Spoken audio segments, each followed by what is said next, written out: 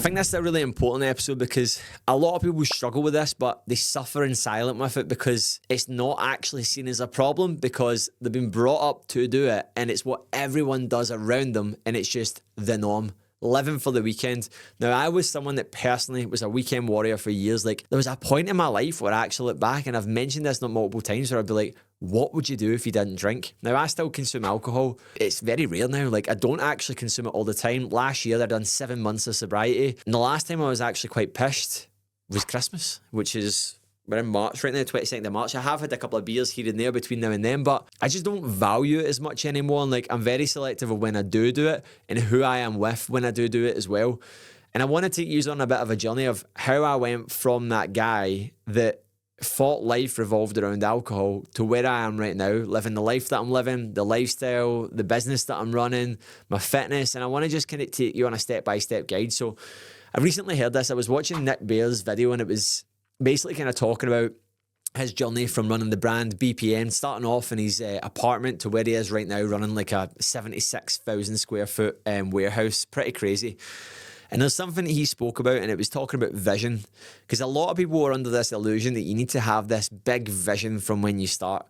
And what he said is that vision is a practice, and he actually was quoting it from, so I'm quoting Nick Bare, who's quoting James Clear, who wrote Atomic Habits.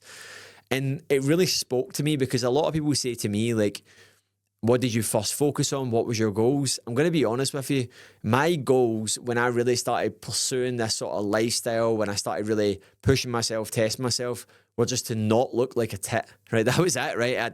When I started off my own business, I just didn't want to fail. I didn't want to look like a failure. It was like the fear of failing was the thing that drove me. It was like a lot of dark energy, right? So if you're at a point in your life right now where you know that you've got certain habits and behaviors that are not serving you and you feel pretty sucked into them, you feel like it's all you know, you feel like it's a bit of a social dependency, you can change. It's going to be hard at the beginning, but what you need to understand is that it's going to be tough, but like the more you do it, the easier it gets. And the point I'm trying to get at here is that you don't have to have a big vision of how your body's going to look, how your lifestyle is going to look, how you're going to be living and operating professionally. You just have to have certain practices in place that you are willing to do and essentially get mindless with them. And that's exactly what I done. Now, that process of being that guy that lived for the weekend, that was taking party drugs, that was drinking all the time, that didn't know how to go out at the weekend or be social without drinking, didn't happen overnight. It was a process, and there's still remnants of that guy, by the way. I've joked about this before, but if you put me in a rave with the right people and I was there for long enough, I'd end up taking a necky, right? It's what would happen, right? It would happen. But the point I'm trying to get at with this is that you are who you are, but who you are trying to be is in the practice of being that person. The environments you put yourself into, the people that you surround yourself with, how you think, how you act, what you consume in a daily basis, right? And I want to break this down. So vision is a practice, right? And you need to understand that. It's not something that you have right away. It's something that you do.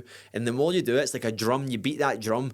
The more it makes sense, the more you start to understand the rhythm and the flow and the cadence, you're like, I just get this right now. So for me, where did it actually really, really start and where did it actually really, really take off? There was a particular time when I was in Ibiza and it was 2016 and I've spoken about this before and I genuinely thought I had a heart attack. My left arm went numb. My heart was like all over the place and everything and I was partying.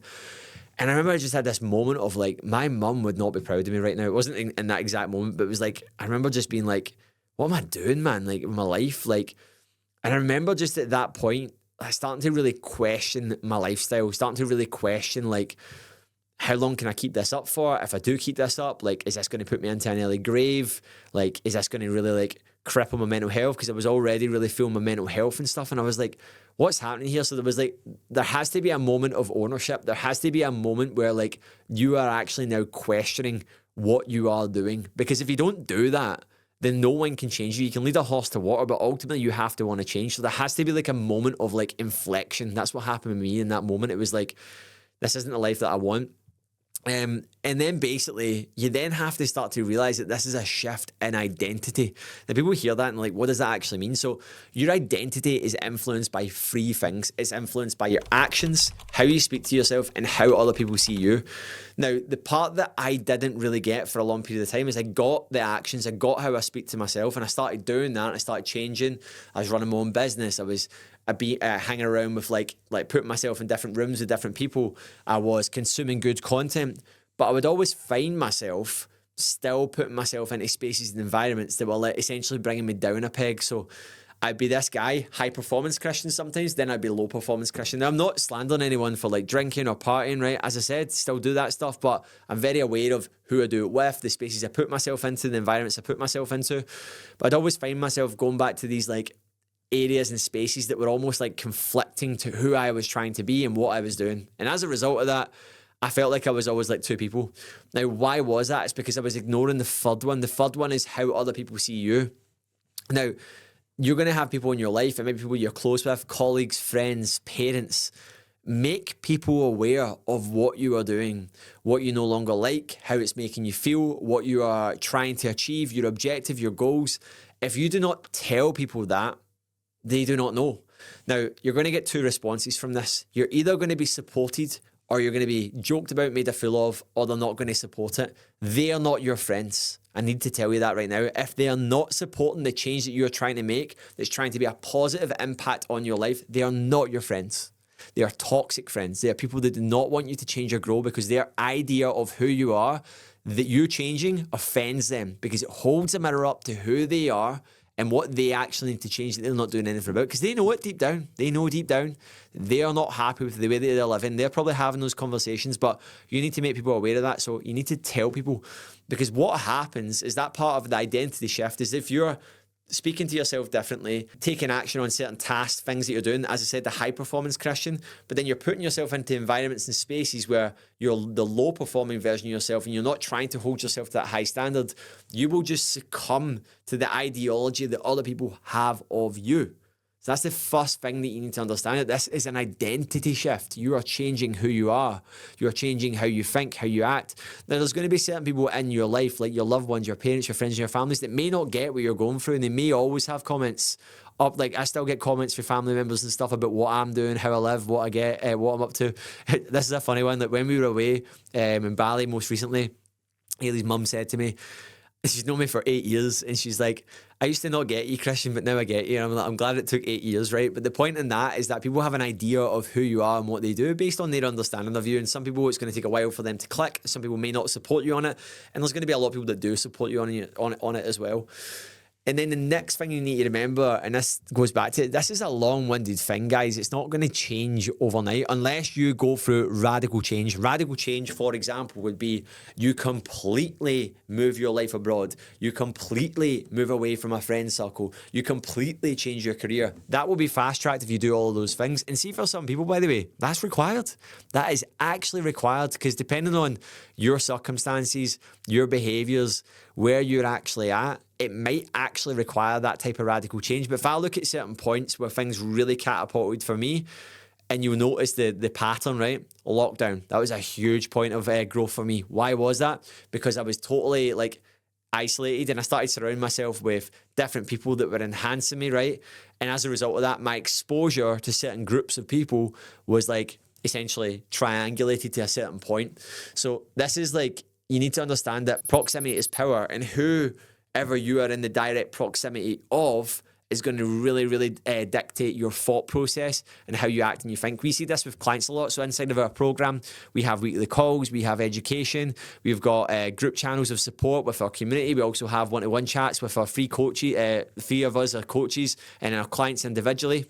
And we'll see clients go through huge amounts of growth that are harnessing all the different parts of the program. And then something may come up in their life where they're busier, they've got things going on with family, and they're maybe not making the calls, they're maybe not listening to them back, they're maybe not as engaged in the community, they're maybe a bit more distant with us. And before you know it, that person is maybe starting to pick up habits and behaviors of a former version of themselves, that low performing version of themselves, because their exposure to the high performance things that they need to be exposed to is being reduced, and their exposure to things that are drag them down. They're still doing things, training, turning up, but like proximity is power, guys, and what you are exposing yourself to is massively going to impact how you think and how you act. Why do you think I've invested so much money over the years in mentoring and coaching? Because I value being in the proximity of people. People sometimes ask me, like, yeah, you're working with that guy right now, or you're working with that person right now, like, you paid this much for it. What are you getting for that? It's not what you get. Yeah, you get stuff in there, and you get plans, strategy, goals, targets. It's the exposure to that person's way of thinking. That's what influences you. And if you do not have people like that in your life, and you really value growth and change, you need to be trying to get that in your life. You need to be either be investing in it, putting yourself in rooms and environments, because it's not going to do it for you. And that's the harsh reality. And people are just hoping that things change for them.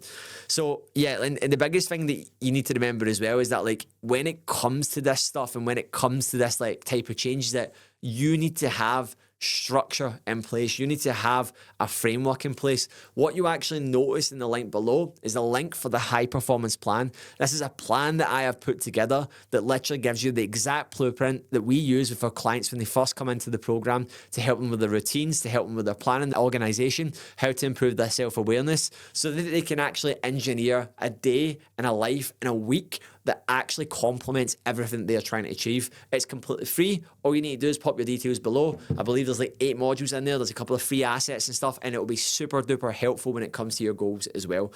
So yeah, and then lastly, guys, like, you just need to kind of surrender to this. Like, I've already mentioned that, like, the first thing is you need to address it. You need to identify that you want to change. The second one is you need to acknowledge that you're going through an identity shift, and you need to address the people around you, not just the things you're saying to yourself. The third one is that, like, this is going to take a period of time. It's not going to happen overnight. And then the last one is you need to surrender to it. Like, stop trying to fight it. Stop trying to resist it. Stop feeding the former version of yourself and tolerating things that are not there. You need to go all in this, and you need to start getting a vision of who this person looks like, what they act like, what they accept, what they don't accept. And you need to just keep being like, am I behaving like that person? Because if you're not going to get the results and lifestyle of that person, and you're going to be stuck being that weekend warrior. And I'm telling you guys, like, before you know it, you just blink and you'll be like, I often think about this, like, when I'm left my own thoughts. I was even driving here today, and I was just thinking about, like, life and different points. And as I was driving through, like, on my way to here where we're at right now, just outside of Glasgow and Coat Bridge, I've got some family friends that live out here, and I was thinking back to points in my life when I was younger. We would come out here, and I was looking at things that I was thinking about, like, where we were at that point in life, like, and just how things just keep evolving and changing. And, like, it's exciting, man, but it's mad to think where you don't even know the direction of where life's going. When you're in this, like, constant level up mindset, and you're always trying to better yourself, it's so exciting what the future's got to bring. So anyway, guys, I hope that really helped. Please drop your comments below. Let me hear your thoughts. Let me hear what you had to say about this. And as always, if you haven't subscribed to the channel, please subscribe to the channel. Anyway, see you later. Goodbye.